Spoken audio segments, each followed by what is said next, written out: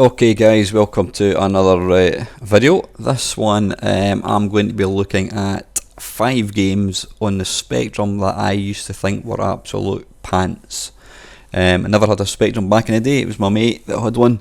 I was a C64 snob and I always thought that my 64 was better than his Spectrum, and the games I'm looking at were games that I thought were rubbish on the Spectrum and they were way better than the C64. However, through the passage of time and now owning Spectrum hardware, I now realise that these are actually excellent games. So yeah, to kick things off, we have the Matey Commando. So let's see, how do we start this? So it's J for joystick, K for Kempston. Yes, to start game. Yeah, when I first saw this, it just looked unfinished. There's no real kind of textured backgrounds or anything. You're playing against a kind of plain yellow background with a few kind of sprites and that dotted over. Sound was minimal, compared to the mighty C64 Rob Hubbard track. So yeah, when I was getting stuck into my C64 one, I used to go up to my mate's house and he'd be playing this, and I just thought it looked absolute awful, really pathetic. But I've got to say, having had time to play this game over the last few years through emulation and the fact that I now own a silly number of Spectrums, I've now realised that actually this is a fantastic little conversion. I mean, the actual quality of the graphics look very arcadey. Yeah, the colours aren't correct, but who cares. Sound is minimal, which you would expect, obviously being in a Spectrum. Playability is excellent. One thing that this has over the C64, bollocks, is the fact that I believe it has all the levels. It's very authentic to the arcade. The C64 one was famously only had 3 levels, which was a bit rubbish. That's since obviously been changed because some very clever guys have now brought out a new version of Commando, and they've now put in all the levels. So yeah, it kind of changes, but based on the original, the 64 one, apart from the sound, this is probably the better game. It's more challenging, the graphics look more arcade-like, they're detailed, and it just plays really nice. It's a really playable game. So that is why I now think that this is an excellent game. So that is Commando. Let's crack on. Right, game number 2 of Spectrum games I thought were shit, but now think are excellent. It's Greenberry, released by Imagine, and a port of the Konami arcade game.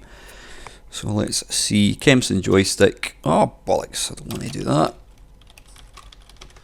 Let's come back out again. Happy, yes. No. Hang on a second, I'll just...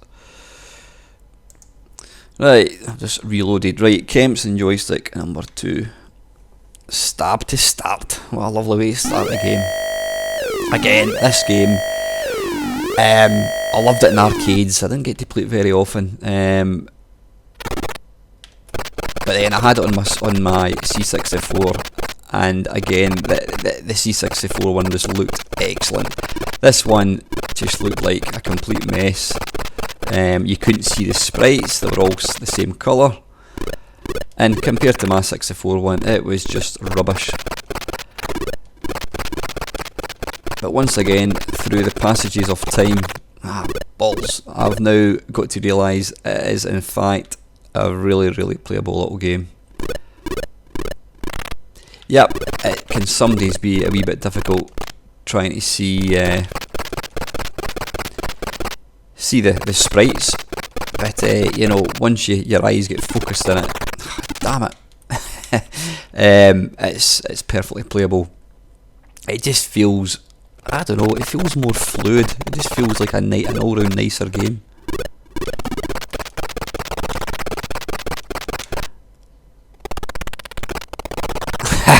I'm doing absolutely rubbish.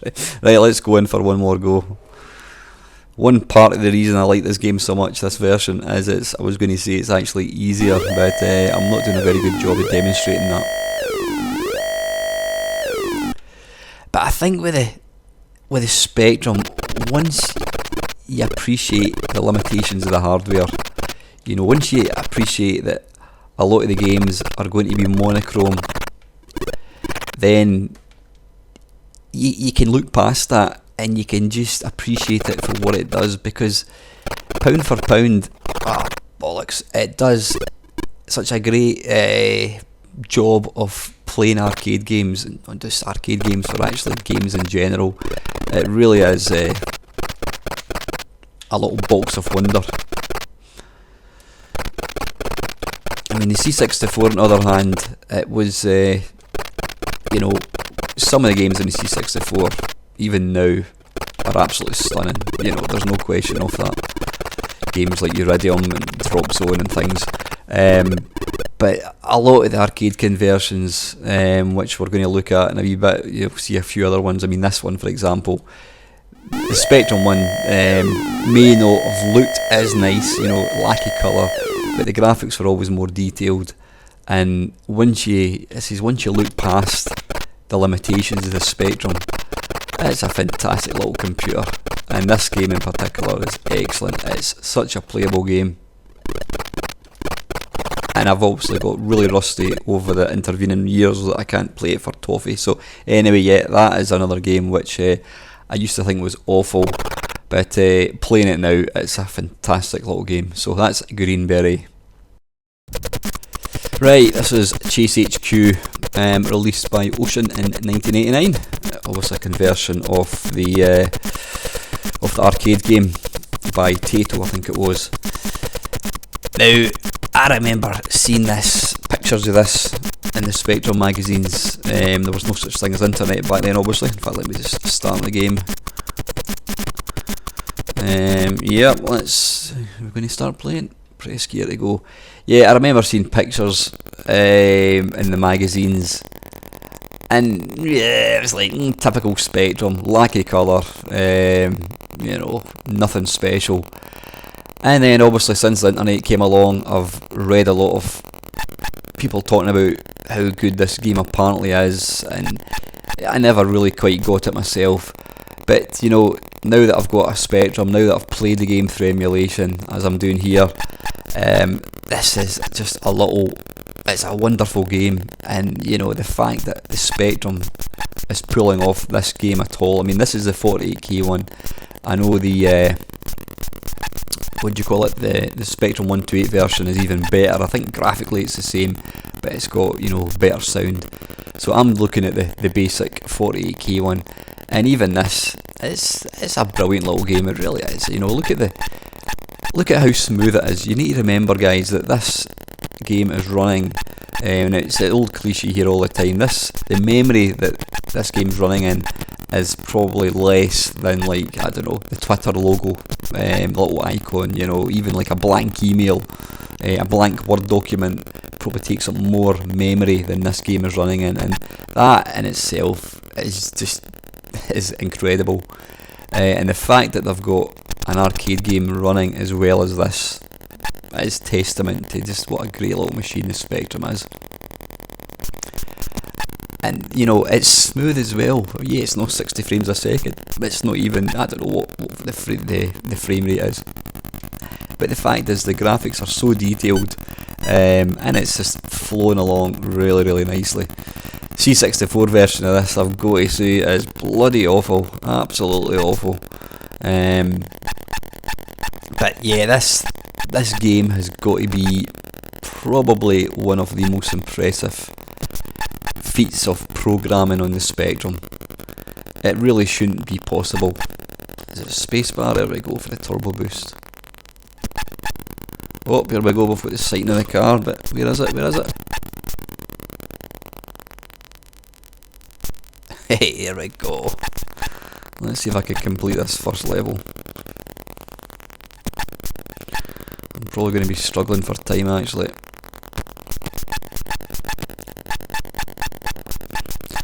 And it really doesn't help when I run into every single cone and every single roadblock and every single car.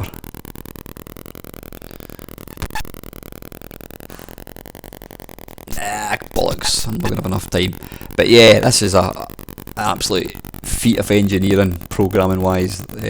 You know, it shouldn't be possible, but you know, this was a game, like I said, I saw it in the magazines and I just thought it's another crap Spectrum conversion. You know, look at the graphics, yellow, I mean seriously, yellow and blue. But having had a chance to actually play it, it's a fantastic little game, and I hate to say it, but it absolutely pisses all over the C64 one. So yep, that is the mighty GCHQ on the Spectrum. Okay, game number 4 of Spectrum games which I thought were pish, but are actually in fact really good. It's Bomb Jack. Now, I was never a fan of Bomb Jack, even the arcade one. Hang on a second. Kempson is P, as you would expect, P for Kempson, and 1 to start. Yeah, I wasn't really a fan of the Game Boy and the arcades, but I obviously did buy it on the C64, and initially I thought that it was excellent. You know, it had all the sound, it had the graphics, and then when my mate showed me the Spectrum version, I just laughed in his face. You know, look at how dull the graphics are, black and white, crappy sound. It just seemed absolutely awful in comparison to my C64 one. But I've got to say, having had a chance to play this game, this version, it's a cracking little version, it really is. Once again, yeah, you need to kind of see past the lack of colour, but they've really they've nailed it. You know, the playability of the game, they've managed to the sprites, the size of sprites are perfect. It is really a mini representation of the arcade game, and it feels very authentic. The C64 one, on the other hand, looks unfinished. The bombs look unfinished. The actual sprite is way too big. This actually sounds like I'm panning the C64, but you know, the point of this video is the fact that these were games, the games that I've looked at in this are games that I thought were rubbish, and they were completely inferior to my C64 ones, but having had a chance to play them, I realised just how good they are. But yeah, this is absolutely spot on. It looks and feels like the arcade one. So, you know, the guys that programmed this couldn't have done a better job. It's infinitely playable. You know, it uses, I think it's the Spectrum's got a sort of higher res, which is why it can only display, what is it, 2 colours here, black, well, it's got 3 colours, black, white and, is it magenta or blue, light blue as I like to call it, being a man. But it's absolutely fantastic little conversion of Bomb Jack. So yeah, that is game number 4 of Spectrum games that I thought were pish, but are actually excellent. Let's take a look at the last one. Right, the last game in this feature it's not an arcade conversion at all.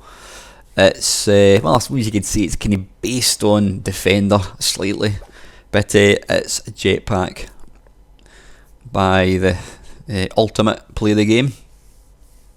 It was one of the first, or one of the very early Spectrum games to surface. I think it was in 1983. Now, once again, my mate had this game on the Spectrum, obviously, like every Spectrum owner, and I can remember him playing it, and he used to say to me, "Do you want a game?" And I'm like, "Nah. Look at it. Look at the colour clash. Listen to the crappy sound. You know, even the little sprites are basic. You know, compared to my glorious C64, this looked like a type-in game. It looked like something written in BASIC, and I completely poo-pooed this game. Had no interest in playing it. It just looked terrible. I said it was like a child's game. However, in the intervening 30 years, God, is it 30 years? It probably is, yeah, that'd be 1985, yep. 30 odd years. I have obviously had a chance to play this game on both emulation and on some of my many Spectrums that I own. I now own quite a silly amount of Spectrums. I don't know how many it is, probably about 5 or 6. And what can I say about this game? It is definitely up there as one of my favourite. Oops, I can now go and land. I'm too busy talking. It's definitely up there with one of my favourite video games ever. It's such a playable little game. It's just quintessentially Spectrum. It's got the super detailed graphics, yeah, garish colours, crappy sound, but the playability is fantastic. And even, dare I say it, even the sound is just so Spectrumous. It's what makes the Spectrum as appealing to me. It's cute, you know, the graphics are really cute. The Spectrum, the wee blips and the squawks and, you know, the quite frankly terrible sound effects are what make the Spectrum as adorable, or as endearing I should say. It's not adorable, that's a stupid word to use for a computer. But the playability of this game is just absolutely second to none, and that is why, I mean, there's not many games from 1983 other than arcade games that I will still load up. You know, I've got to say, a lot of, by far the majority of games that I used to play back in 1983, I wouldn't play them for any more than 30 seconds. You know, I just think it doesn't hold my interest. But this is a game that I can play. I'm not particularly good at it, which you'd be very surprised to hear. I mean, I was down at that Insomnia event down in Coventry. Yeah, it was earlier on this year actually. And what game did I end up playing? I ended up playing this on the Xbone One. The fact that there was all these other systems to play, and I sat for about 20 minutes playing this, and it's because it is such a great game. It just does everything really well. There's nothing spectacular about the graphics. I mean, look at them, they're little fluffy blobs. I mean, I don't know what the hell they are, but you know, everything comes together beautifully. You know, the colour clash helps to it just helps make this a wonderful gaming experience, and that is why Jetpack is definitely up there, and I would probably say in my top 10 video games of all time. It's a fantastic game. It's probably my favourite Spectrum game. As I said, it's weird really well. It's not dated at all. The graphics look as awful now as they did back in 1983, but that doesn't matter a jot, because when a game plays as well as it does like this, who cares? A game is all about the playability, and this has got it in absolute bucket loads. Love this game to bits, I really do. Now we've got some rolls coming down. Is that a roll? A buttered roll. We've got bubbles. We've got radiation. We've got some fuel here. Let's pick up that.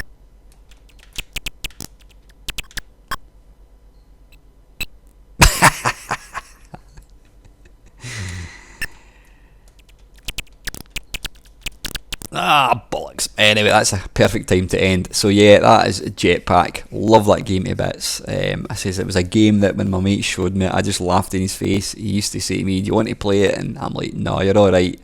Why would I want to play something that looks like it's been designed by a 4-year-old with crayons?" It looked like a basic game, but having had a chance to play the game over the last 10 years, it's an absolute stonking game. If you've never played this game, which I'm guessing you would have played it, then you have to make a point of playing it. There is actually a really good remake on the Xbox 360, but this version for me, it'll always be the original, it'll always be the best one, so go and check it out. So anyway guys, that is it. That is 5 games, Spectrum games, which I thought were absolutely crap, but having had a chance to play them over the intervening years, I realised just what a fantastic little machine the Spectrum was. So anyway guys, please feel free to like, comment and subscribe, pop any comments down below, and as usual, thank you very, very much for watching.